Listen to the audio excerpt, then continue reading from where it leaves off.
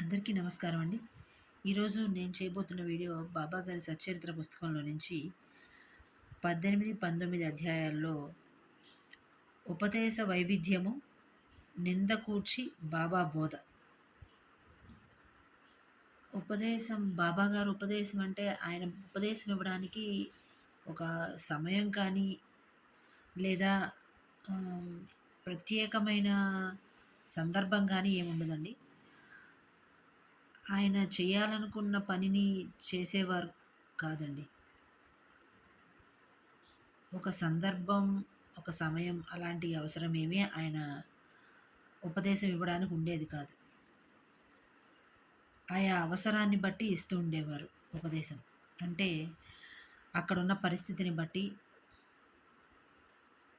ఆ పరిస్థితికి అవసరమైన విషయాన్ని ఉపదేశం రూపంగా అందిస్తూ ఉండేవారు. అదేవిధంగా అందులో భాగంగానే ఇప్పుడు ఒక భక్తుడు ఇంకొక భక్తుడిని ఆహ్, అదే పనిగా నింద చేస్తూ ఉన్నాడు.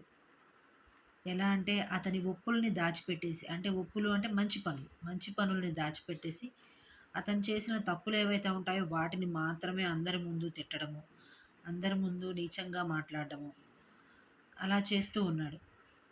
అలా చేయడం వల్ల ఎలాగో మన పెద్దలు చెప్పిన ఆర్యోక్తి ఉంది కదండీ! మంచి మందిలో చెప్పాలి, చెడు చెవిలో చెప్పాలి అని. ఇతను ఏం చేస్తున్నాడంటే దానికి విరుద్ధంగా, దానికి వ్యతిరేకంగా చేస్తున్నాడు. చెడుని మాత్రమే చెప్తున్నాడు, మంచిని దాచేస్తున్నాడు.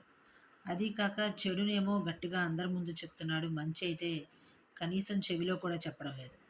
అలాగా ఉన్న అతని అతని మాటల్ని చాలా నీచంగా అతను స్నేహితుడిని, భక్తుడిని నింద చేయడాన్ని గమనించిన బాబాగారు అతనికి ఒక రకంగా బుద్ధి చెప్పారనమాట.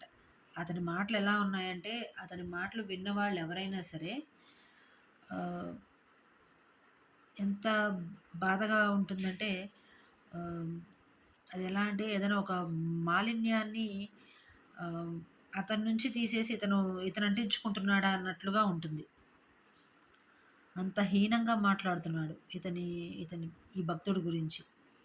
ఆ హీనమైన ఆ హీనమైన భాషలని వినడానికి అక్కడ వాళ్ళెవ్వరు కూడా ఇష్టపడడం లేదు. అలా ఇష్టపడకుండా ఉండడాన్ని గమనించిన బాబాగారు ఇతనికి బుద్ధి చెప్పాలనుకున్నారు. అది ఏ విధంగా చెప్పారు, ఏ విధంగా అతనికి ఉపదేశం చేశారన్నదే ఆహ్, ఈ ఈ అధ్యాయంలోని ఒక విషయం అన్నమాట. ఎట్లా అంటే దారి దారిన వెళ్తూ ఉండగా ఈ భక్తుడిని తీసుకొని వెళ్తూ ఉండగా అక్కడ పక్కన ఒక మురికి మురికి కుంట అంటారు కదా! అది ఉందన్నమాట. దాంట్లో ఒక వరాహం అంటే ఒక పంది ఆహ్, పంది జనరల్‌గా దాని ఆహారంగా ఏం తీసుకుంటుంది? మాలిన్యం తీసుకుంటుంది. మాలిన్యం అంటే ఇంక దాన్ని అంతకంటే విపులంగా నేను చెప్పలేను.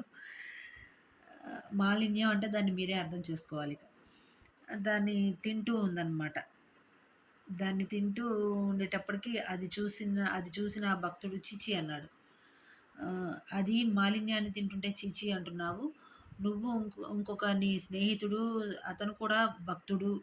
అతని తప్పుల్ని మాత్రమే చెప్తూ అతని మాలిన్యాన్ని నీ నాలుకతో నువ్వు శుభ్రం చేస్తున్నావు. అంటే నీ లోపలికి నువ్వు తీసుకుంటున్నట్టు అర్థము.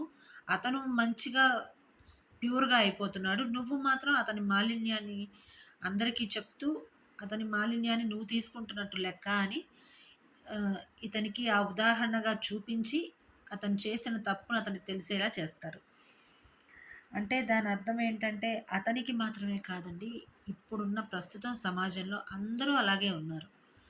మనం చేసే తప్పు కావచ్చు, ఒప్పు కావచ్చు ఏదైనా కానీ, మన తప్పుల్ని మనం దాచేసుకొని, ఎదుటి వాళ్ళ తప్పుల్ని చూపించాల్సిన అవసరం ఏముంది? అది ఒక్కసారైతే పర్వాలేదు. పదే పదే అదే పని. ఆ పని వల్ల వాళ్ళకి ఏం ఆనందం వస్తుందో తెలీదు. కానీ ఈ సమాజం అలాగే ఉంది. ముందు వాళ్ళని మార్చాలని ఆలోచించే ముందు, ఆ పని మనం చేయకుండా ఉండాలనే ఆలోచన ఎవరికీ రావట్లేదు. మార్పు అంటే ముందు మన నుంచే మొదలవ్వాలి. ఎవరో మారాలి, వాళ్ళు మారాలి, వీళ్ళు మారాలి కాదు. ముందు మనమే మారాలి. ఆ ఆలోచనని మార్చుకోవాలి. పరనింద వద్దు. భగవంతుడు బాబాగారే కాదండి. భగవద్గీతలో కూడా చెప్పిందిదే. పరనింద వద్దు. పరనిం ఏం చేసినా మనలో ఉండే పరమాత్ముడు చూస్తుంటాడు. అహం బ్రహ్మాస్మి అంటారు కదా! దేవుడు చూడటం లేదు. దేవుడు విగ్రహాల్లో ఉన్నాడు, లేదంటే దేవుడు పటాల్లో ఉన్నాడు, లేతే దేవాలయంలో ఉన్నాడు, లేదు ఇంటి పూజ గదిలోనే ఉండడు. సర్వాంతర్యామి భగవంతుడు. గాలి, నీరు, నేల, భూమి, ప్రకృతి అన్నింటిలోనూ భగవంతుడు ఉంటాడు. అందులో ఉండే భగవంతుడు మనం ఏం చేస్తున్నా, నీలో, నాలో సైతం ఉండే భగవంతుడు ఏం చేస్తున్నా ఎక్కడి నుంచైనా గమనించగలడు. అనే ఒక స్పృహ మనలో ఉంటే తప్పు చెయ్యాలనే భావన మనకి రాదు. నేను ఇంతకు ముందు వీడియోలో కూడా చెప్పినట్టు మనలో ఉండే ఒక వాయిస్ వింటుంది అని చెప్పాను. ఆ వాయిస్ అనేది మనకెప్పుడు ఎప్పుడు మేల్కొంటూనే ఉంటుంది. నువ్వు చేస్తుంది తప్పు, లేదు ఈ దారిలో నువ్వు వెళ్తుంది కరెక్టు, ఈ దారి కరెక్ట్ కాదు, ఒకసారి సరి చేసుకో అని చెప్తుంది. అది చెప్పినప్పుడు మనం వినాలి. దాన్ని తొక్కి పెట్టాలని చూసామా అక్కడ మన పతనం మొదలవుతుంది. అది తెలుసుకున్న ప్రతి ఒక్కళ్ళకి ప్రాబ్లమ్ ఉండదు. తెలుసుకోలేకుండా వెళ్ళిపోతారు దాన్ని తొక్కేసి. అలాంటి వాళ్ళకి ప్రాబ్లమ్ స్టార్ట్ అవుతుంది. అందుకే పరనింద వద్దు. దానివల్ల ఎదుటి వాళ్ళ మాలిన్యాన్ని మనం శుభ్రం చేస్తున్నాం అంతే. ఆ పని మనకు అవసరమా? ఎవరి తప్పు వాళ్ళు తెలుసుకుంటే చాలు. పరనింద చేయాల్సిన అవసరం లేదు. అందరికీ నమస్కారం అండి. ఈ రోజుకి ఈ వీడియో ఇంతేనండి. మళ్ళీ రేపు కలుద్దాం. నమస్కారం. నా వీడియోలు నచ్చుతాయనుకుంటానండి. అందరూ సబ్స్క్రైబ్ చేసుకోవాలని కోరుకుంటున్నాను. Thank you.